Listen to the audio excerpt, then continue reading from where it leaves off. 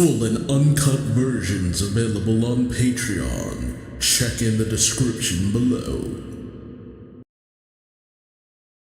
Greetings once again, Pokemaniacs. Duuz-Diz-Din back again with more of the Pokemon Adventures manga, the story of Sun and Moon, where previously, after Guzma had unwittingly unleashed the Ultra Beasts upon Alola, Sun and Moon are met by Annabelle and Looker of the International Police, who are looking to find out more information about the Ultra Beast. While Looker heads off to find out what he can, Annabelle teams up with Sun to capture one of the Ultra Beasts by Cephalon, but they are not able to catch it in a regular Pokeball. It's only thanks to the arrival of Tapu Bulu that they're kept from being blown to pieces. Despite Sun's misgivings, Moon helps him give Tapu Bulu the Mirage Berry and gain its help in stopping the Ultra Beast. While Annabelle also wants to find whoever she can, well, a specific someone who can create a Pokeball that will be able to capture an Ultra Beast. Meanwhile, the other Kahuna are deciding who the fourth Kahuna will be, namely someone named Hapu, only for them to be attacked by Buzzful and Kartana, though Hala stays behind to take them on, ordering the other Kahuna to return to their home islands to protect them from the onslaught of the Ultra Beasts. Meanwhile, Sun, Moon, and Annabelle head to Pony Island, but Sun heads off on his own, distrustful of the International Police, mostly just large organizations in general. But as he searches for Tapu Fini, knowing that Pony Island doesn't currently have a Kahuna, the Mirage Berry he's transporting is stolen by Crabrawler, and is taken back to their leader, a massive Crabominable, who gives Sun the beating of a lifetime, with him only being saved thanks to the arrival of the would-be Kahuna, Hapu. Hapu, with a little help from Sun, are able to defeat the Crabominable, and it's all done in the presence of Tapu Fini, who bestows a sparkling stone upon Hapu, officially making her the next Kahuna of Pony Island, with Sun giving Tapu Fini the Mirage Berry. Meanwhile, Kukui, Mullane, Arceola, Sophocles, and Gladion are battling Guzzlord, trying to keep it from the Hokalani Observatory where several of the civilians are. When Lily arrives on the scene, Gladion, seeing his sister in danger, leaps in with his type Null that evolves into Silvally and defeats Guzzlord. Gladion then reveals to everyone present that he and Lily are siblings and the children of Luzmine, kind of giving more credence to his accusations that the Aether Foundation, and specifically his mother, are up to no good. Lily gives Gladion the Sun Flute, and both knowing what they need to do, head to the Pony Altar. Unfortunately, Faba and a group of Aether Foundation elite scientists are also headed that way to the vast Pony Canyon. Things are heating up, and it seems we're about to get ever so close to a dramatic conclusion. What'll happen next? Join me as I find out, won't you? Alright, we pick up with Hapu saying, no answer. Not just from Mr. Hala. I can't get in touch with Miss Olivia or Mr. Nanu either. As Sun is still being carried, he shouts, "What? Then what about my reward?" Hapu tells him, "I don't know. Those three are the only ones who can make Z-rings out of sparkling stones. I may have been acknowledged by Tapu Fini, but without a Z-ring, I still don't feel like a real Kahuna. You said Ultra Beasts appeared on Mili Island, didn't you?" Sun says, "Yeah. Some lady from the International Police said so." Hapu, with a serious look in her eyes, says, "They must be finding them now.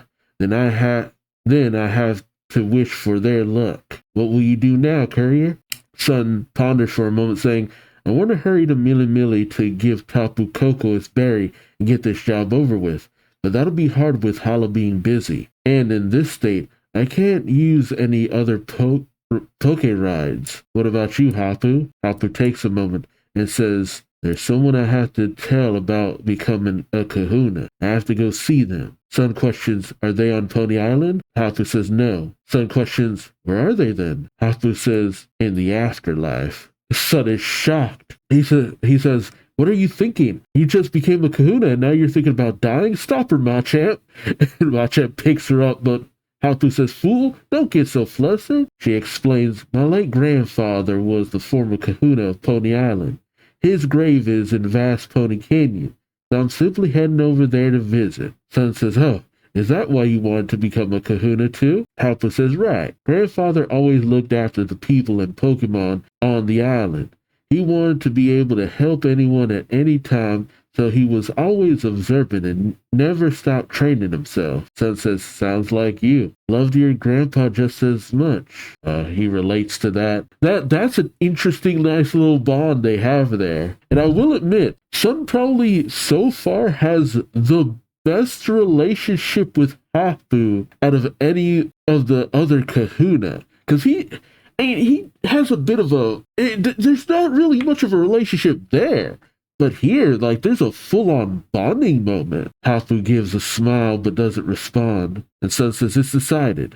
I'll go with you. Let us come with you on your grave visit." Hapu questions, "What? I'm not going to pay you for it, you know." Sun says, "I don't need you to. I'll be looking for Zygarde cells along the way." Hapu says, "Well, if that's what you want to do, but we have to take care of that thing first." As we see the Abominable is following because they beat him, so now he's just like, "I will serve you." Okay, so is Sun gonna get it? Because I don't know, Abominable doesn't really suit Hapu's style. Hapu says, "It's been following us. It doesn't look like it wants a rematch," but Sun checks out his Pokedex saying, "Let's see, according to the Pokedex," ow, ow, ow. Hapu says, "Oh, you can move your arms now." Not without a little bit of pain. Sun reads the Pokedex entry saying, "Crabominable, the woolly crab Pokemon. It aimed for the top but got lost and it ended up on a snowy mountain. Being forced to endure the cold, this Pokemon evolved and grew fur." Sun says, "Come to think of it, seeing Wild Crabominable on Pony Island, is it Hapu saying this? Come to think of it, yeah, Pony Island in itself is rather rare. Maybe it didn't give up on its goal and came all the way here from that mountain." Sun says, "I get it. You want to become her disciple. I mean, you want to join her team, don't you?" Carbonimal gives a nod. Hapu saying, "What?" Sun says, "It's pretty smart for wanting to learn from the person who defeated it." Hapu looks at her team, at her Mudstale, Flygon, Golurk, and Gastrodon. And speaking of which, my boy Flygon is here. Honestly speaking, Flygon doesn't really feel like it suits Hapu's style either. Is that really Hapu's? Yeah, huh. Oh, Flygon is a ground type. Really? It's a ground type? Huh. Okay, yeah, that's actually kind of surprising. Yeah, it evolves from Trapinch. I honestly keep forgetting that. It's one of those where you look at its initial state and then its end evolution, and it's just like, those don't feel like they correlate. But okay, I guess it checks out. Hapu looks at her team saying, "Well, my team is thankful, but just training these ones is quite the task." Sun then asks, "You want to join my team then?" I love how it's a bit of an aside. Hapu questions, "Are you okay with that? Her mom will hurt you pretty badly." Sun says, "It wants to change itself, doesn't it? It'll be fine. I'm the one who beat you, but if you're okay with that, come with me." "Oh, I'm not the one who beat you, but if you're okay with it, come with me." Crabominable looks a little apprehensive. Sun says, "What? Why are you looking at me like that?" Hapu laughs, saying, "Hey, Crabominable, this boy is a strong one. He was given a sparkly stone by Tapu Koko before I got mine, and he's been kind enough to forgive you, too. It's not a bad deal." Crabominable seems to have a look of, "Well, I guess." And says it looks awfully reluctant. "Let's see. Since you remind me of a Mafia Don, from now on I'll call you Don. But in the English, it's called Loot." Okay. I really would like to know how they put things in the English version. Why it's called Loot. Kind of like a pirate because it loots and plunders. Hapu then asks, "By the way, Courier, do you play any instrument?" Sun questions, "Instruments?" Hapu says, "Yes, more specifically, you play the flute?" And she pulls out the moon flute. Sun and Moon. Though it's funny that Sun now has the moon flute. Well, Hapu has it. Oh, we then cut over to Pony Island, the Pony Wilds, where the tranquil Pokemon are suddenly interrupted by the galloping Silvally with Gladian and Lily on its back. Gladian says, "Okay, We've reached Pony Island. We're almost at the altar. Or is Savali flying? He might be flying. Lily says, right, brother. Gladian then says, Lily, could you show me how Nebby Cosmome is doing? Okay, how do they know it's Cosmome? They weren't really sure about its form for a while. Lily reaches into her bag and pulls out Cosmome. Gladian asks, has it been like this since it evolved? Lily says, yes, it hasn't moved or responded to anything at all. According to Rotom, it's in a cocoon-like state. Gladian looks at it saying, well, it's going to unleash incredible power once it's out of this state. I guess that's why it has to stay still for now. Lily questions, incredible power? Do you know what's going to happen to Nebby after this, brother? Gladian says, no, I don't know everything about it, but I don't think it exists just to open whole. Do you know, Lily?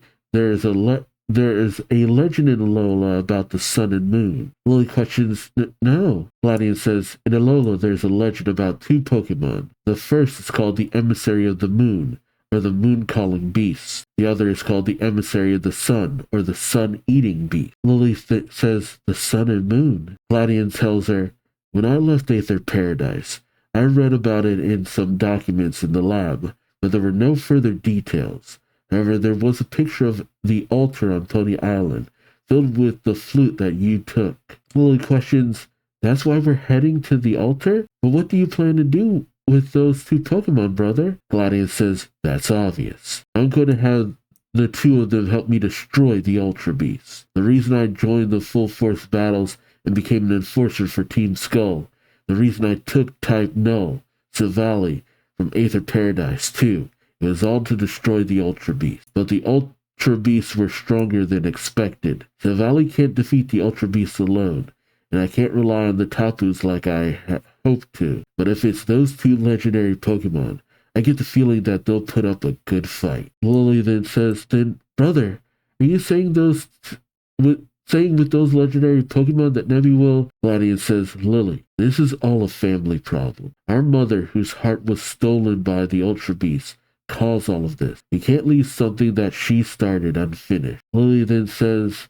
but people like Professor Kukui and Professor Burnett, who agreed to help us, the captains, Moon and Sun too, couldn't they help us finish this faster? Gladian says, Lily, I honestly didn't want you to leave home. I didn't want you to know what Mom was trying to do. I just wanted you to live a peaceful life. Lily then says, brother, you wanted to stop Mom before others could find out what she was trying to do. You didn't want to make her look like a villain.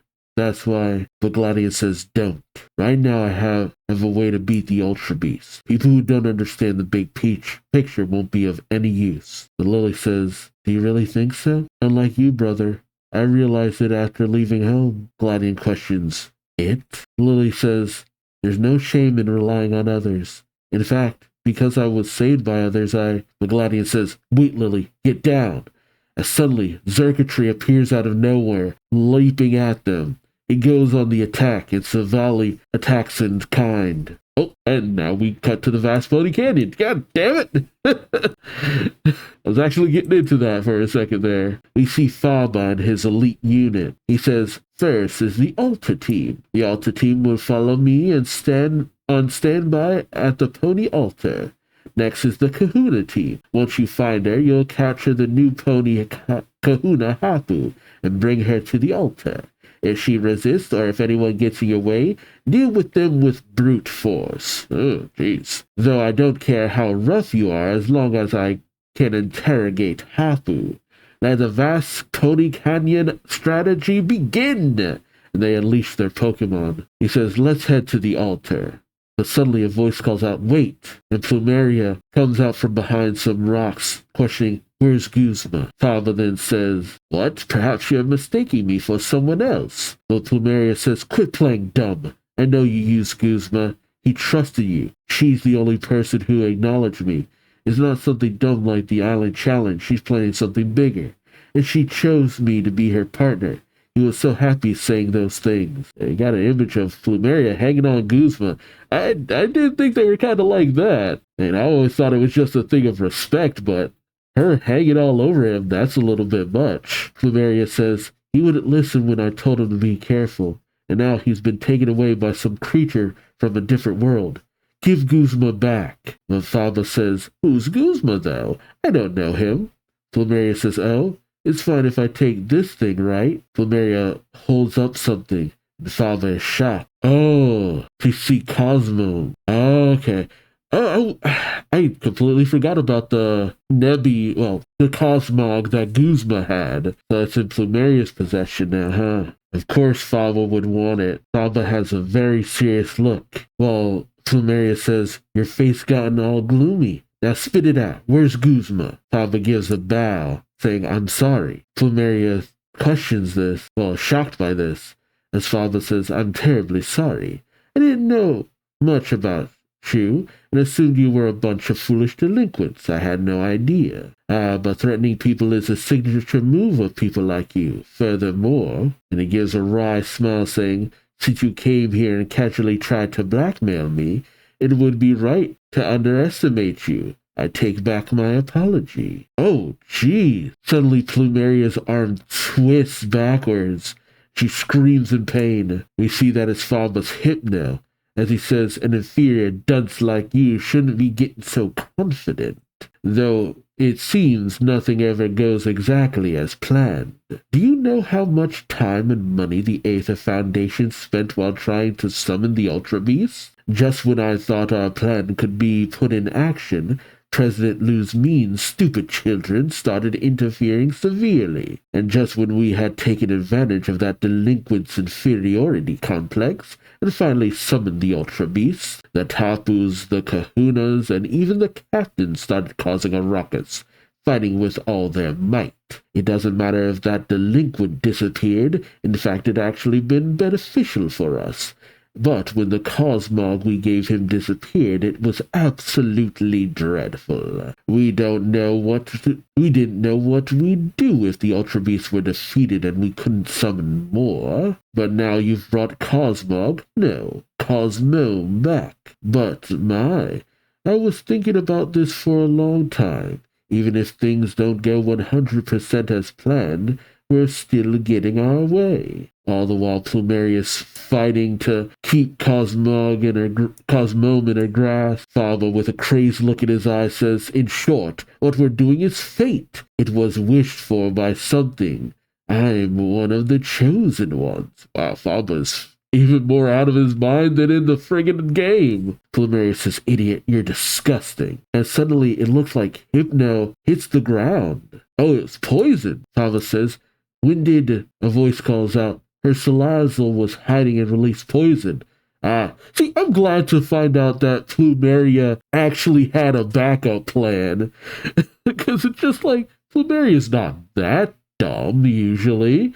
Like, that's a bit of a grunt move. But we do see her Salazzle off to the side. Like, I'm actually really happy. It's just like, yes, thank you, Plumeria. Also, Salazzle. And, I think there was a flashback where we had Guzzlord, so I'm just going to put it there for good measure. All right. See, finally starting to get a little bit filled up with Pokemon now. Oh, and wait a minute. We got Salamence now, too. Heck yeah.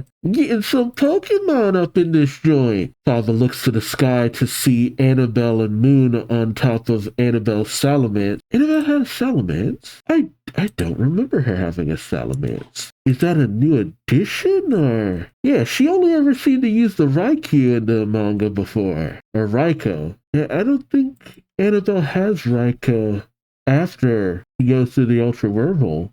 Yeah, okay, the Salamence is new. Fava says, who are you? Moon says, it's just like Gladion said. The Aether Foundation really pulling the strings was true? Fava says, the Aether Foundation? Who are they? I've never heard of them. But Moon then says, we met the other day at Aether Paradise. Have you already forgotten? Branch Chief Fava. Fava's heart leaps. Like, dude, come on. Fava thinks to himself, huh? I seriously don't remember this girl. I usually never meet observers, and when I do, I almost never give my name or title. If I told her my name, she must be of some importance. But what did she mean by the other day, huh? Did she say Gladion? She knows young Master Gladion, huh? But if she knows who I am, that's bad, isn't it? Calm yourself, Fava. You can still get out of this. Like, you really don't remember. Wow. He's just way too lost in his own sauce. He then says, well, even if I am this father you speak of, do you have any evidence that the Aether Foundation summoned the Ultra Beasts? Suddenly there's a recording saying, do you know how much time and money the Aether Foundation spent while trying to summon the Ultra Beasts? Wow, you are just failing up a storm, Fob. But it's honestly on brand for Faba. Annabelle says, I've recorded your entire exchange with that woman. The recording goes on to say, just when I thought our plan could be put in action, President Lu's mean, stupid children started interfering severely. Faba says, who are you? I don't recall us meeting. Annabelle says, of course not. This is our first meeting after all. However, you'll likely be unable to forget me, no matter how much you'd like to. I am Annabelle. I'm a detective with the International Police. I do hope you'll cooperate, Branch Chief Faba of the Aether Foundation. Faba freaks out, saying, Police? He thinks to himself, this is bad. However, I still have a chance to strike back. I just have to have my subordinates take care of the cop, the girl, and the delinquent. Then, while they're distracted, I can head to the altar. He calls out to the others, don't let her defeat us. Let's fight, everyone! They release their Pokemon, while Moon releases hers. In the scuffle, Plumeria tries to escape, but suddenly, the Cosmome in her possession flies off into the distance. Meanwhile, with Gladion and Lily, as Silvally battles Xurkitree, the Cosmome, Nebby, flies off as well, with Lily calling out to it. As Nebby flies over the sky, Sun and Hapu see it, Sun saying, what's that? And suddenly, the two Cosmome meet. The two Cosmome flying high above in the sky overhead, Faba says, there are two Cosmome? That must mean Lady Lily is nearby. Oh my, the two are starting moving together. They're headed towards the altar. We have to hurry while no one's in our way. And he hops on his clay doll, taking off. That's what it is, right? Yep, clay doll. Plumeria looks around saying, damn it, where did Faba go? Well, I know where he's headed. You're not getting away. She brings out her Golbat, taking off. Moon sees this, saying, Annabelle. Annabelle says, I know. Faba and Plumeria are likely headed towards the altar.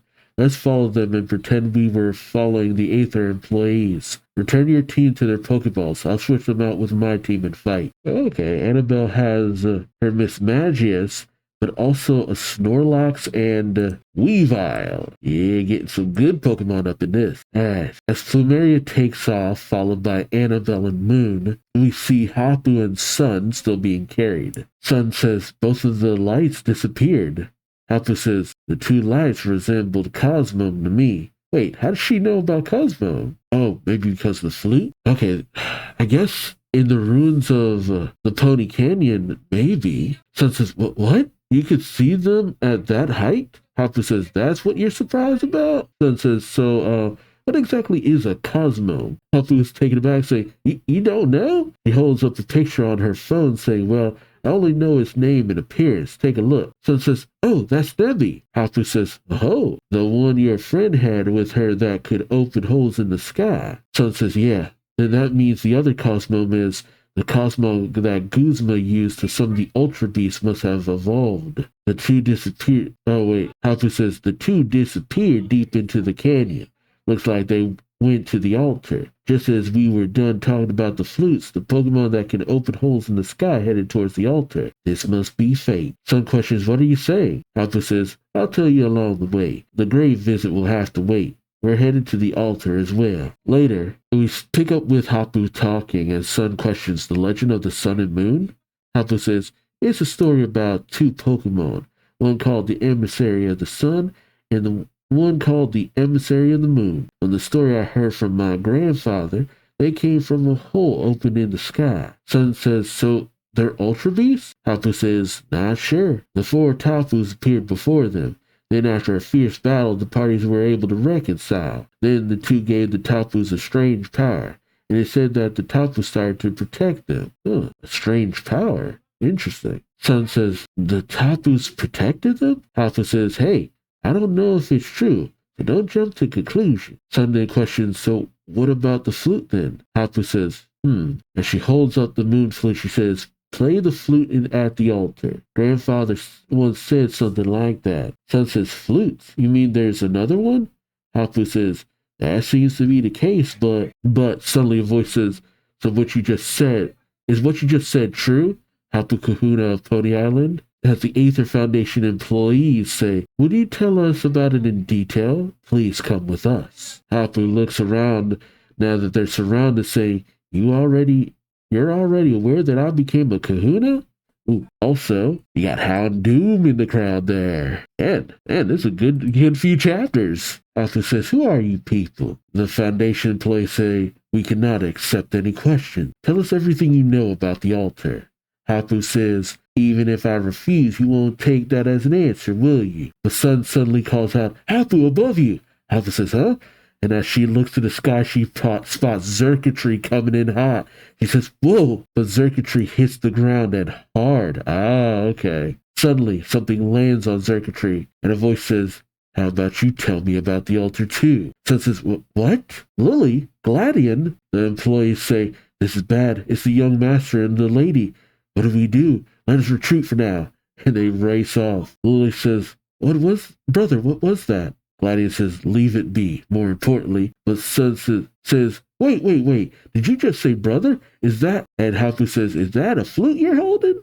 Everything's coming together. We then cut back over to Ula Ula Island with the defeated Guzzlord and Celesteela. There you go.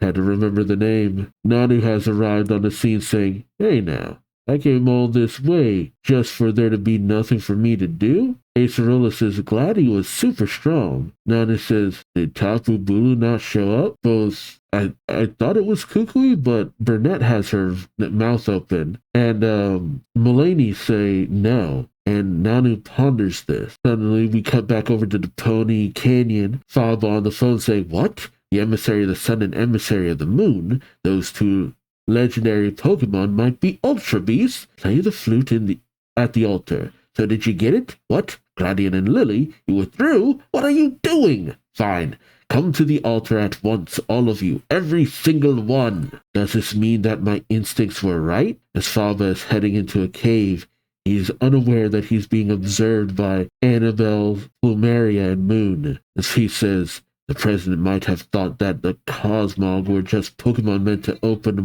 holes, but when we obtained the second one, I had a feeling. The legendary Sun and Moon Pokemon. I thought that the Cosmog were related to them somehow. I should uncover the truth behind the legend, obtain the two beings, and successfully control the Ultra Beasts.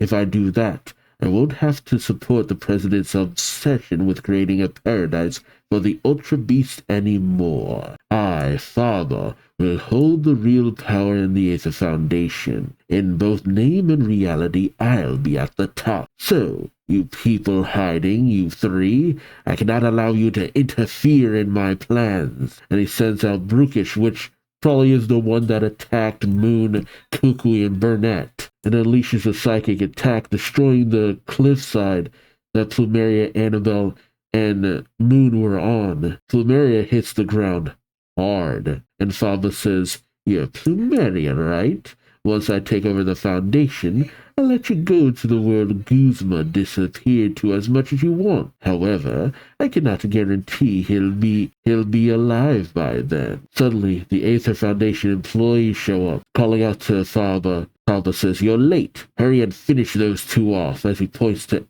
Annabelle and Moon. The employees say, yes sir, sending out their Pokemon. As Faba says to Plumeria, if you help me, you might be able to save Guzma sooner. What will you do, Miss Plumeria? I don't care either way, though. Plumeria looks very stressed. Don't do it, Plumeria. You're better than this. Can you tell I really like Plumeria? I think it's Hapu who says that's a flute, isn't it? While Sun says, you two are siblings? Gladian says, the answer to both of your questions is yes. Sun seems taken aback, saying, oh, for real? I had no idea. While Hapu says, Lass, where did you get that flute? Do you know its origins? Can you play it? Lily says, the answer is no, for all of those. Sun questions, can't you play it yourself, Hapu?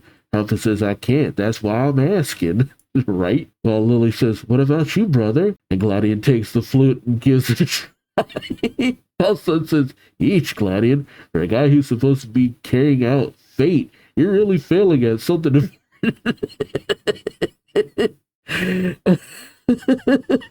I actually love this moment. He tried to go in like a badass and play it like it's nothing. It's just like, dude, you can't just become a flautist out of nowhere. He's trying to pull I'm forgetting her name. Lizzo.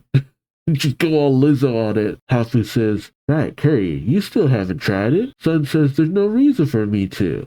I've never touched an instrument outside of delivering them for work. But as he picks it up, before he can put his lips to it, it starts playing. Who would have thought the Sun flute plays for Sun? Both Lily, Hafu, and Gladian are stunned silent. Lily saying, you're playing it. You're playing it, Sun. While Hafu says, what was that melody, Courier? And Sun says, I don't know. My fingers moved on their own. What the heck? This thing's weird. And he tosses it at Hafu. Hafu says, hey, don't throw it. But it stops in midair and then arrives right back in Sun's possession. I feel kind of bad for this Machamp because he's probably like, what the heck is going on? Gladian then says, so the situation is already beyond human understanding. Sun says, what are you trying to say? The Gladian points saying, look. And before they realize it, they're surrounded by the Tapu. God, that is so friggin' creepy. I kind of love it, but it's kind of freaky a little bit. Like, the Tapu in this feel so mysterious. So much more mysterious than in the games. It's like, ooh, hey guys. I love the vibe that the Tapu give off in this. Hafu says the Tapus from all 4 islands are here. Tapu Lili then uses her spores to heal Sun, thank God. Sun says the pain's gone. Tapu Lili healed me. And so he deactivates his ride pager, and all the Tapu kind of joyfully congregate around Sun. Gladian says they came here despite the commotion with the Ultra Beasts. Appearance on all the islands. That must mean that something on Pony Island takes priority. Yeah, they're here to move the plot along is what's happening. Suddenly, the moon flute flies out of Hapu's possession and into that of Tapu Bulu. The Tapu then fly away with Sun. Lily calls out to Sun, while Hapu says, we're going too. Lily questions, to where? The Gladian says, it's obvious, the Pony Altar. And Sun is just literally being carried along for the plot. And Sun says as he sees it in the distance, this is the Pony Altar. And as he looks down, he sees Moon and Annabelle battling against the Aether Foundation. Sun calls out, Miss! Moon turns saying, Courier?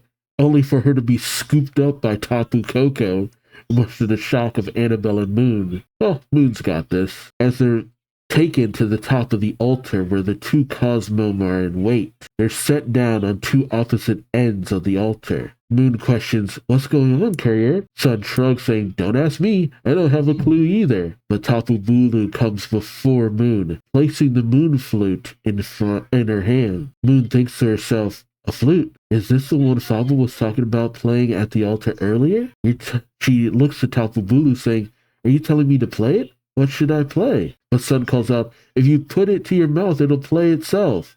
Moon says, huh? I should feel weird about how fast the plot is moving along, but honestly, by this point in the game, it kind of felt that way. Like we were just going, like there's no real other way for these events to transpire, honestly, especially given the limited amount of information that the characters know.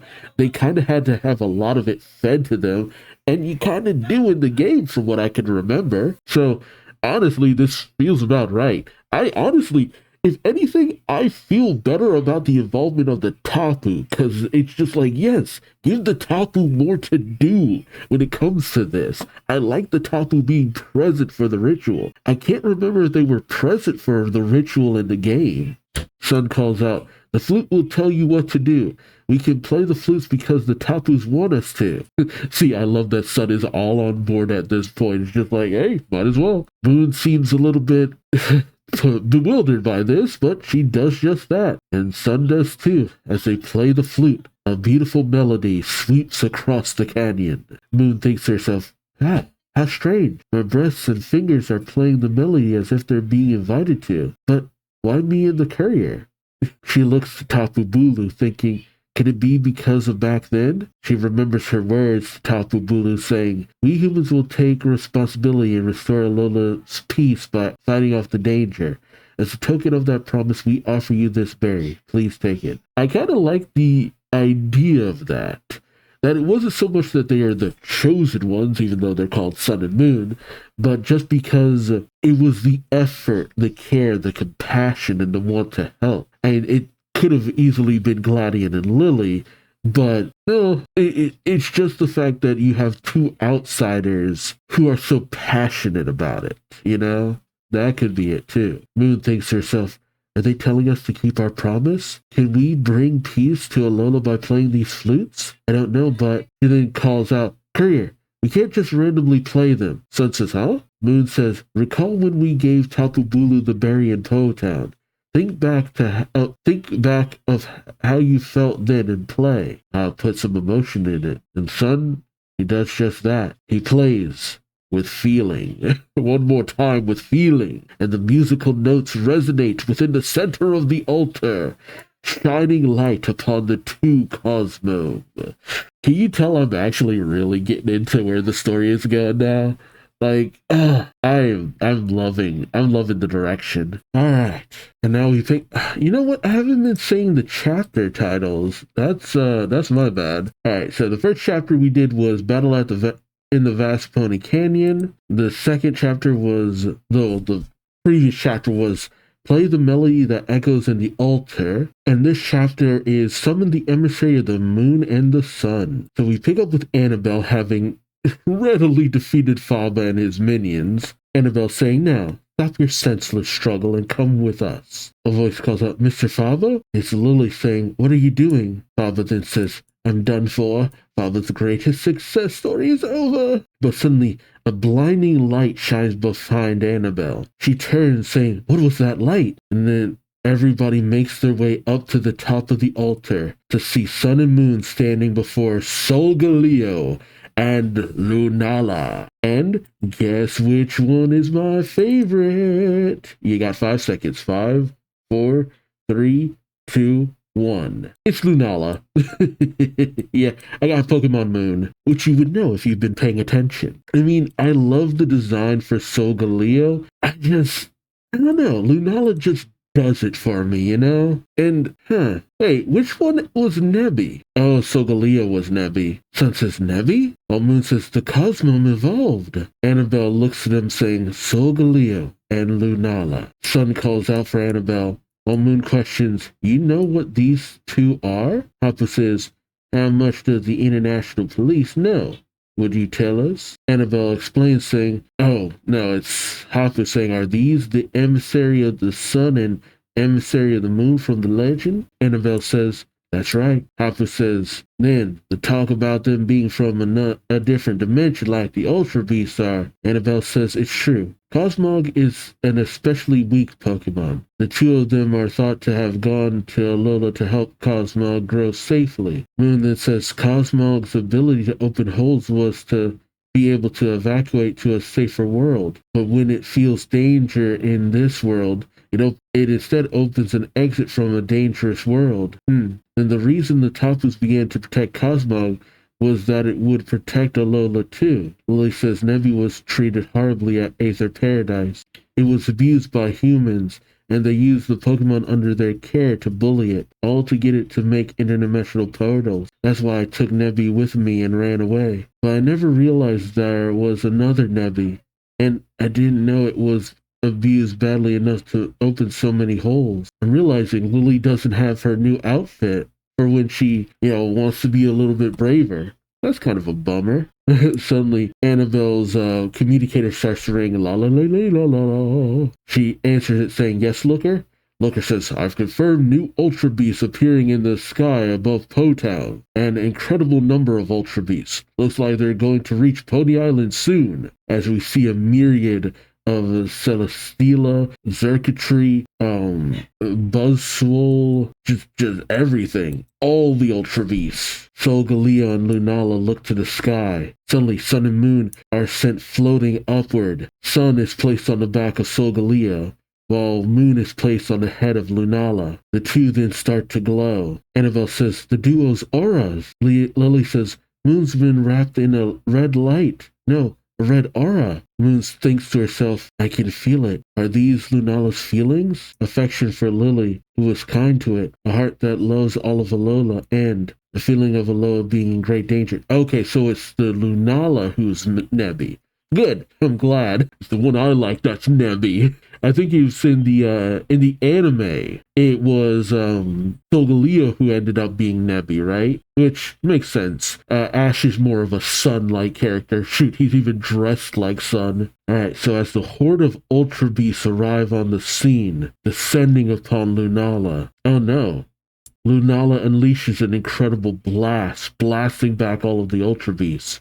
Gladian says in shock, it took out a bunch of Ultra Beasts in one shot, which is really shocking because these things are not easy to defeat. Hapu then chimes in saying, there are still more on the way. We have to fight too. And so they send in all of their Pokemon, including, I don't know whose it is. Oh, Annabelle. Annabelle has a Alakazam. Man, things are really happening in this few chapters. All right, we've got Weavile taking on Buzzswole. We got Silvally taking on Pheromosa. We got Mudsdale taking on Kartana. But Gladian seems to notice something as he questions, why isn't Solgaleo fighting? Lily questions Sun, but Sun says, let me down. Let go of me, please. Lily says Sun is rejecting the aura. Gladian says, what? Moon calls out, Courier, what's wrong? Oh, Sun says he's right in front of me as he spots Faba tied to Salamance's tail as it's avoiding the blast from the Ultra Beast. Sun bounds off of Solgaleo's back as Moon calls out to him, and Solgaleo seems to stop in its track. Lily says Solgaleo's aura disappeared. Gladian questions, it can't use its power if he isn't linked with its aura? Courier, would you get back here? Sun says, shut up, don't get in my way. As he comes up to Faba, Faba says, what do you want? And Sun shoves something in Faba's face. It's his piggy bank.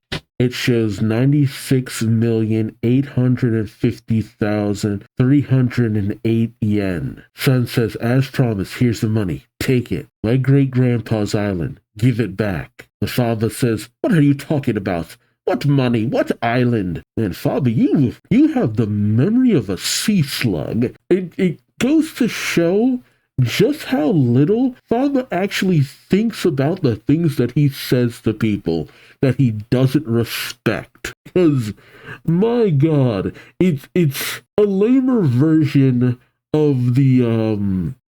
Bison meme, or the M. Bison quote from the Street Fighter movie. It's like, for me, the day that I took your grandfather's island was the most important day of your life. Oh, for you, the day I took your grandfather's island, that was the most important day of your life. For me, it was Tuesday. Just freaking colonizer mentality. Sun says, you don't remember? 5 years ago. Oh, yeah. Wait, it was literally right after that call? After Sun saying, that's so cool, I want to visit there someday, the Alola region. His great-grandpa says, then why don't you come next week? I happen to have a ticket. Sun says, for real? His grandpa says, yeah.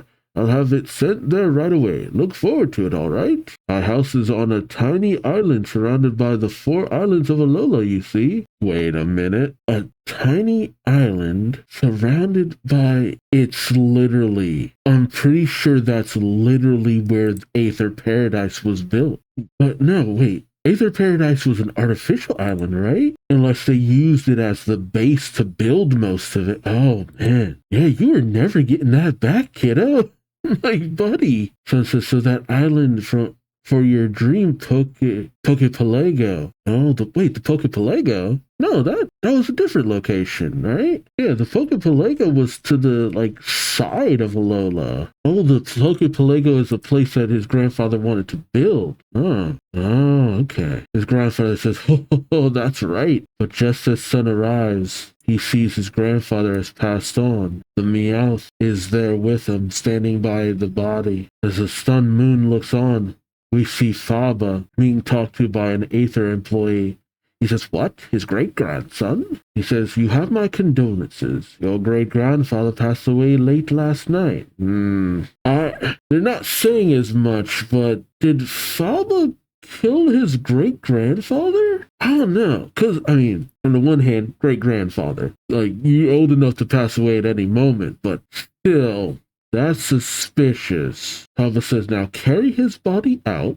The employee says, "Yes, sir." Son says, "Where are you taking him?" Faba says, "A funeral home on a nearby island. Normally, the Aether Foundation would have no reason to go so far, but we'd like to continue construction as soon as possible." Son says, "Aether Foundation construction?" Faba says, "The Aether Foundation takes custody of and nurtures injured Pokémon.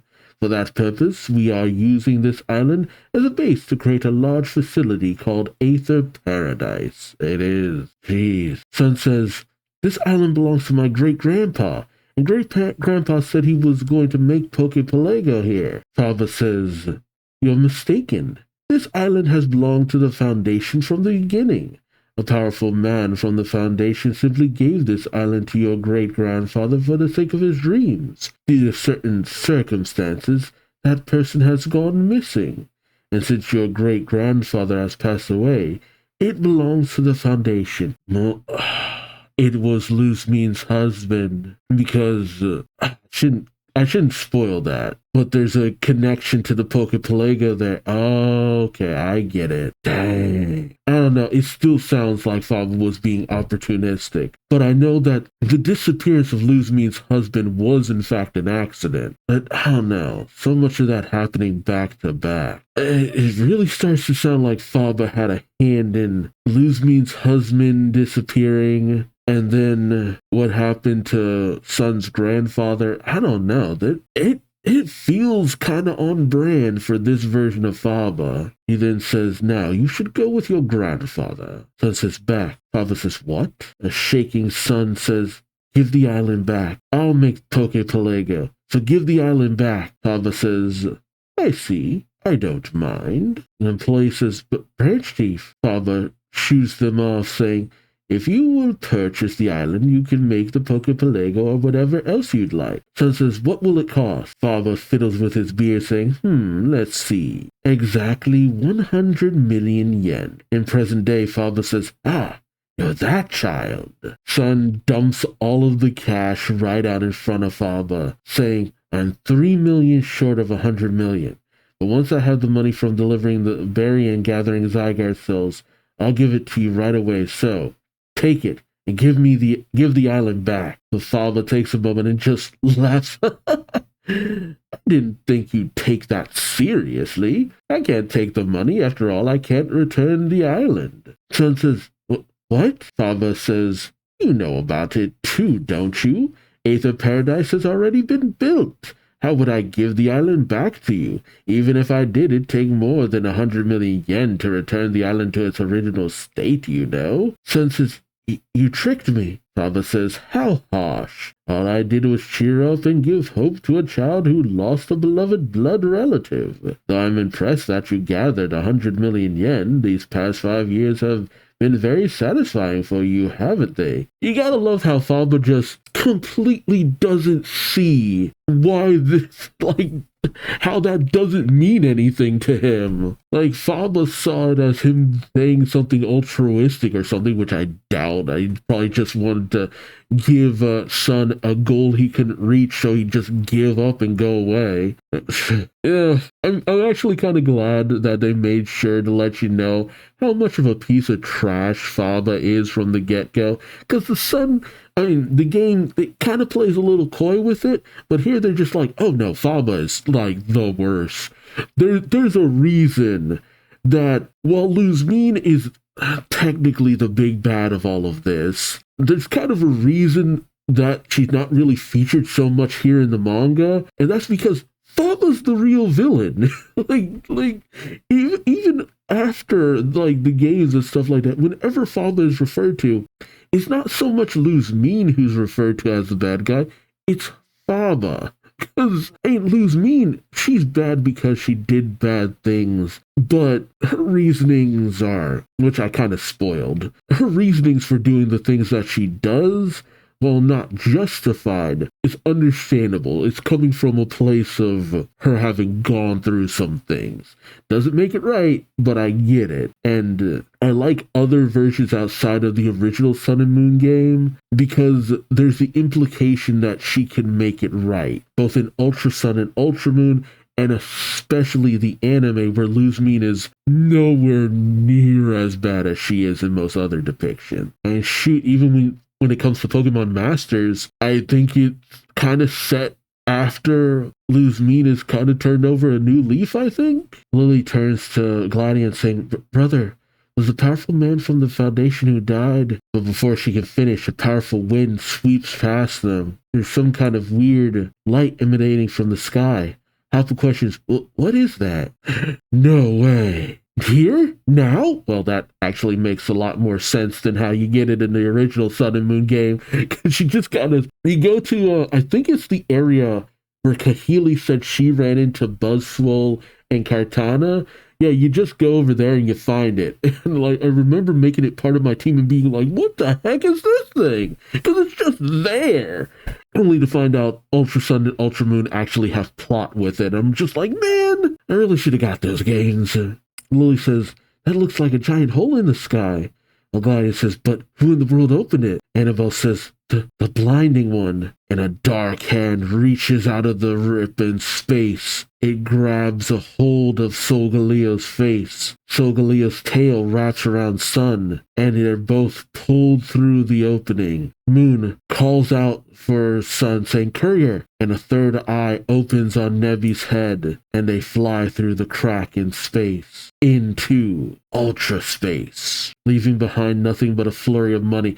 I hope everyone picks up all that money and just holds it for Sun, because it's like, dude, that's your money. Lily is left only saying, Sun, Moon, as they're gone. Oh, what? Then 6 months pass as we pick up with Luzmine walking amongst a flurry, a battalion of Ultra Beasts. What? What? Oh my god, okay, that's kind of wild. So I'm just gonna come right out and say it.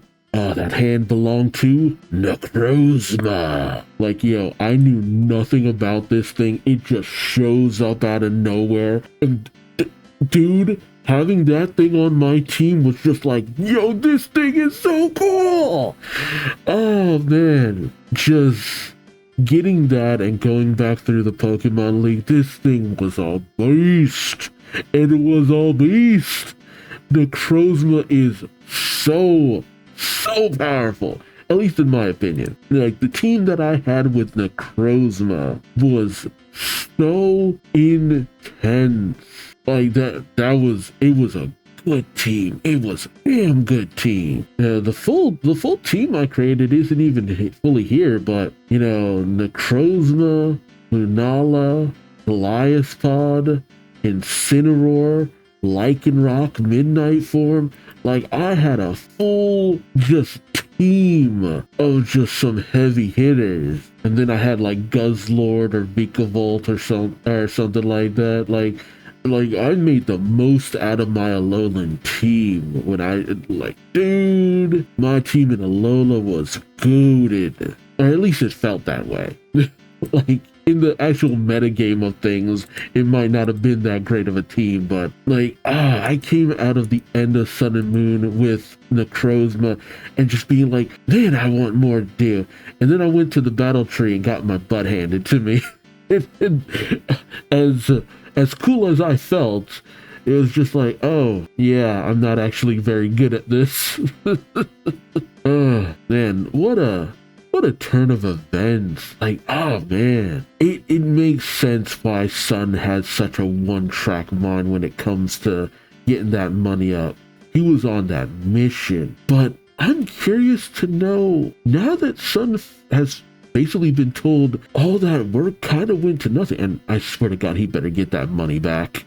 Like that money better not just be lost to the wind. That's too messed up. But I'm curious to know how Sun is and what kind of person he ends up being now that he's found out that there was no real point to it. I can't imagine that the Poképelago never gets built, ultimately, knowing what I do now. But dang. And I do like the fact that, Luzmine would have no idea about this. Like, that's the thing. I'm very apologist for Luzmine to a certain degree. Like, I'm just like, no, she's done a lot of bad things, but over time I feel like she'll be a better person as she kind of repents for a lot of her past deeds. And I feel that is a good path for her going forward after everything transpires. Like, she needs to actually make up for a lot of the things that the Aether Foundation did.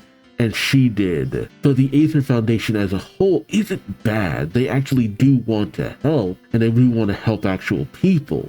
It's just that, like many a company, a lot of the people with the most power did the most wrong. But I'm very interested in the Luzmine situation going forward, because so many things can mostly directly be tied to Faba. He can really become like the biggest scapegoat for anything that could be tied to Luzmine since he was caught in the act. But a whole 6 months, that I could understand, like 1 month, 2, maybe even 3, but 6?